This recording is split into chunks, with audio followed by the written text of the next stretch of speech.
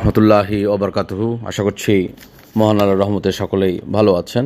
আমি আপনাদের দোয়ায় আল্লাহর রহমতে ভালো রয়েছি।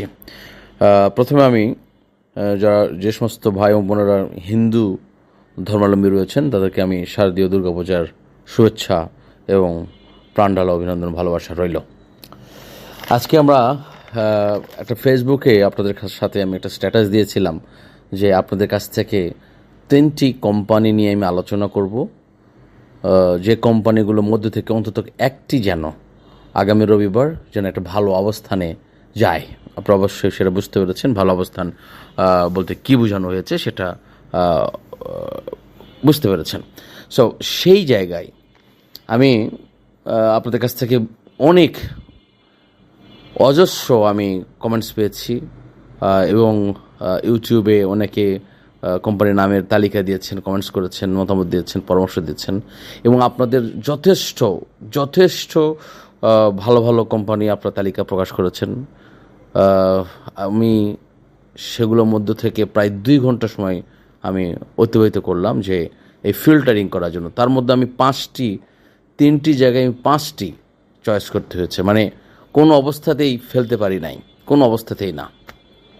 এখন প্রশ্ন আসছে যে আমাদের এই আলোচনা কিন্তু মাথায় রাখতে হবে, অবশ্যই বাই বা সেলকে নির্দেশ করে না। আমরা শুধুমাত্র আপনার সাথে একটি বিষয় নিয়ে আলোচনা করি, মতামত দিই, সিদ্ধান্ত আপনার।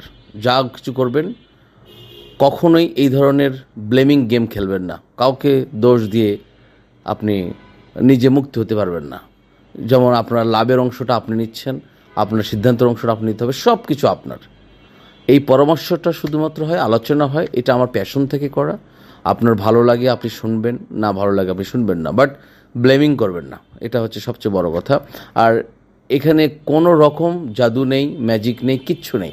এখানে রয়েছে তথ্য, যে তথ্যর উপর ভিত্তি করে আপনাদের সাথে এই ধরনের আলোচনা করা হয়। বাজার পর্যালোচনা is part of this experience, acknowledgement, যা বলেন না কেন, বিভিন্ন রকম সমীকরণ, প্যারামিটার, স্কেল, বিভিন্ন রকম যে তথ্যগুলো আমরা পেয়ে থাকি সেগুলোর সব কিছু বিচার বিশ্লেষণ, লেনদেন, আপনার চার্টশিট, লাস্ট 3 মান্থস কেমন হয়েছে, সামনে তাদের যেহেতু ডিভিডেন্ডের একটা মৌসুম আসতেছে, সেই জায়গায় তাদের ইপিএসের গ্রোথ কেমন আছে, কোম্পানির কী অবস্থা, ফান্ডামেন্টাল কতটুকু, সব কিছু মানে চুলচেরা বিশ্লেষণ করেছি। এটা আমার নলেজে, best of my knowledge, not best of your knowledge, it's all best of my knowledge. আমার সর্বোচ্চ আমার মেধা দিয়ে আমি যতটুকু তথ্য সংগ্রহ করতে পেরেছি সেটা নিয়ে আমি আপনার সাথে আলোচনা করব। এটা একটা গুরুত্বপূর্ণ বিষয়। 2 নম্বর হচ্ছে যে আমি এই 5টি কোম্পানি আমি খুবই আশাবাদী যে এটা ভালো কিছু করবে, এটা আপনাকে বুঝে নিতে হবে। আমি খুবই আশাবাদী। আর একটি বিষয় সেটা হচ্ছে, আলোচনার আগে আমি বেশ কিছু কোম্পানি যখন ভালো কিছু করতে চায় তার পিছনে টিকটিকি লেগে যায়, খুবই কষ্টকর একটা ব্যাপার। এবং টিকটিকি লাগে কারা জানেন? আমাদের মতো বিনিয়োগকারী। কেন এই টিকটিকি লাগে? কারণ তারা তাদের পোর্টফোলিওতে সেটা হয়তো সংগ্রহ নেই, বা হয়তো সে নিজে কালেকশন করতে চায়। আরে ভাই, আপনি সংগ্রহ করতে চান, নেবেন, বাট এই ধরনের মানে নেতিবাচক আপনি কমেন্টস করছেন, নেতিবাচক মন্তব্য করছেন, নেতিবাচক নিউজ আপনি শেয়ার করছেন। যেমন একটা উদাহরণ তুলে ধরি, কেপিসিএল নিয়ে বেশ কিছু মহাপণ্ডিতের জন্ম হয়েছে। তারা বলতেছে কেপিসিএল কেন জেড ক্যাটাগরিতে আছে, তারা আগে ডিভিডেন্ড দিয়েছে, 2024-25 ডিভিডেন্ড দেয় নাই। হ্যাঁ, 2025 ডিভিডেন্ড তো দেয় নাই। এটা নিয়ে আপনি যেভাবে নেগেটিভভাবে নিউজটা প্রচার করছেন, এই জিনিসটা থেকে আমাদের বেরোতে হবে, সামান্য স্বার্থের আশায়। আর একটা কথা যেটা আমি সবসময় আমার সাথে যারা সংযুক্ত, অর্থাৎ এই পরিবারের সাথে যারা সংযুক্ত, আমি বলে রাখি, যখন কোনো পজিটিভ কোম্পানি মুভমেন্টের সময় নেতিবাচক নিউজ প্রকাশ হবে, মাথায় রাখবেন এটা খুব ভালো একটা পজিটিভ সাইন। কারণ একটা পক্ষ কিন্তু এই যে হাতিয়ে নেওয়ার জন্য কৌশল অবলম্বন করে। এই সিমটমসগুলো বুঝতে হবে, কখন কোন নিউজগুলো আপনাকে কোন দিকে ধাবিত হচ্ছে। এটার বোঝার জন্য আসলে কোনো ইনস্টিটিউশন নেই বা কোনো প্যারামিটার্স নেই, কোনো কিছু নেই। এটা হচ্ছে অল অ্যাবাউট ইউর সেন্স, যে কেন এই নিউজগুলো করানো হচ্ছে, নিউজগুলো করছে কে। একটা পত্রিকাকে দিয়ে, একটা সাংবাদিকদেরকে দিয়ে রিপোর্ট করানো হচ্ছে এই ধরনের বাজার বিরোধী, বিনিয়োগ বিরোধী, কেন করা হচ্ছে? টাকা খরচ করে রিপোর্টগুলো করানো হচ্ছে। এই যে মাঝে মাঝে আপনাদেরকে বলি যে বিভিন্ন ব্রোকার হাউস থেকে বিভিন্ন রকম নেতিবাচক তথ্য ছড়াই দিয়ে, বাজারে প্যানিক ছড়াই দিয়ে আমার আপনার কাছ থেকে হাতিয়ে নিচ্ছে, এটা এক ধরনের পার্ট। সো উৎপাদন বন্ধ রয়েছে লাস্ট 6 মান্থে, তাহলে তো জেট ক্যাটাগরিতে থাকবে। হ্যাঁ, আমার প্রশ্ন হচ্ছে যদি সব কিছুই আপনার নেগেটিভ, আপনার মেনে নিলাম, 2023 এবং 2024-এর ডিভিডেন্ড কেন তারা ডিসবার্স করলো? সব বন্ধ কোম্পানি, তাদের কোনো পরিকল্পনা নেই। আপনাদের কাছ থেকে 4-5 মাস আগে আপনাদের একটা কথা বলেছিলাম, যখন কেপিসিএল তাদের নতুন অফিস গুলশানে নিল, অফিস পরিবর্তন করলো, কোম্পানির সেক্রেটারি আসলো, বিভিন্ন রকম তাদের কর্মপরিকল্পনা সিদ্ধান্ত নিল, সেই সময়তে কিন্তু একটা কথা বলেছিলাম। সো যাই হোক, আমি যে কথাটা, আমার কথা হচ্ছে যে যখন ভোজন করবে সে তখন দর্শন পাবে, এটা হচ্ছে বাস্তবতা। আপনি যতটুকু অ্যাডভান্স হবেন, আপনি যতটুকু প্রো অ্যাডভান্স হবেন, আপনি যতটুকু তথ্য সমৃদ্ধশালী হয়ে থাকবেন, আপনি তত বেশি প্রফিট গেইন করতে পারবেন। This is all about your positive attitude and positive information gain. So এই জায়গাটা আপনাকে মাথায় রাখতে হবে। ওকে, আমি আলোচনা চলে যাব। এখন আলোচনা আমি আজকে আসছি যে প্রথমে 1 নম্বর বলছি, CBOPRL। এটা অনেকগুলো আপনাদের কাছ থেকে রিকমেন্ডেশন এসেছে, অনেকেই এটা নিয়ে বলেছেন, এটা আমার কাছেও খুব পছন্দ হয়েছে। এখানে সবচেয়ে উল্লেখযোগ্য একটা বিষয় হয়েছে যে ইনস্টিটিউট এখানে 1.08 এখানে কালেক্ট করেছে, ফরেন করেছে 0.04% এখানে আপনার সংগ্রহ করেছে। ইনস্টিটিউট এসে দাঁড়িয়েছে 18.57% institute, that is very good. এবং 52 উইক্সে সর্বনিম্ন ছিল 86 টাকা 50 পয়সা, সর্বোচ্চ ছিল 183 টাকা 80 পয়সা। এখানে এজিএম এর ডেট হয়েছে ডিসেম্বর মাসের 10 তারিখে 2025-এর একটা ডেট আছে। সো আমি আরেকটা বিষয় সেখানে আপনার দেখি যে গত 27 তারিখে আমি সিবিও নিয়ে আপনাদেরকে একটা ভিডিও দিয়েছিলাম, আশা করি সেটা আপনারা দেখেছেন। 27 তারিখে আপনার, যেহেতু আমার ভিডিওগুলো এখন ডেট আকারে দেওয়া হয়, সো আপনি ইচ্ছা করলে 27 তারিখে ভিডিওটি আপনি দেখতে পারেন। এবং এরপরে কিন্তু প্রায় 10 টাকা বৃদ্ধি পেয়েছিল, এবং আজকে লাস্ট ক্লোজিং ডেতে আমরা দেখেছি সেদিন 7 টাকা 10 পয়সা আপনার এখানে বৃদ্ধি পেয়েছে, এবং ক্লোজিং প্রাইস ছিল 179 টাকা 50 পয়সা। সো আপনারা চোখ রাখতে পারেন এবং সুদৃষ্টি রাখতে পারেন সিবিও পেট্রোলিয়াম লিমিটেড। ওকে, এখানে আপনারা চোখ রাখতে পারেন। 2 নম্বরে আমি রেখেছি ই জেনারেশন লিমিটেড। এটা আরেকটা পছন্দের একটা কোম্পানি। এখানে আমরা 31শে আগস্ট পর্যন্ত আমরা যেটা পেয়েছি তথ্য, সেখানে ইনস্টিটিউটের এখানে কালেক্ট হয়েছে 6.4% নতুন করে সংযুক্ত হয়েছে। সেখানে টোটাল ইনস্টিটিউট এখানে হয়েছে 26.75%। This is some significant number. এই সিগনিফিক্যান্ট নাম্বারটা আমাকে খুব টানছে এখানে। সো লাস্ট এখানে টার্নওভার হয়েছে লাস্ট ডেতে 19,55,000, এবং লাস্ট 52 উইক্সে এর সর্বনিম্ন ছিল 17 টাকা 50 পয়সা, এবং সর্বোচ্চ ছিল 33 টাকা। ই জেনারেশনের ব্যাপারে আমিও খুব একটা হোপফুল আছি, আশাবাদী আমি। যারা আগ্রহী আছেন আপনারা চোখ রাখতে পারেন আপনার নিজস্ব বিবেচনায়, থিঙ্ক অ্যাবাউট ইট। ওকে, 3 নম্বরে আমি আপনাদের সাথে আলোচনা করতে চাই কেপিসিএল, খুলনা পাওয়ার কোম্পানি লিমিটেড। এটাই নিয়েই আমি আলোচনা করলাম, জল্পনা কল্পনা যে এটা বন্ধ কোম্পানি, হজবরল অস্পজ মেসেজ দিচ্ছে। মাইন্ড ইট, একটা কথা বলে রাখি, দেখেন লাস্ট ট্রেড ডেটে এখানে ক্লোজিং প্রাইস ছিল 11 টাকা 40 পয়সা, মাত্র 1 টাকা দর বৃদ্ধির হল্ট ছিল। এখানে 20 লক্ষ লাইনে দাঁড়িয়েছিল।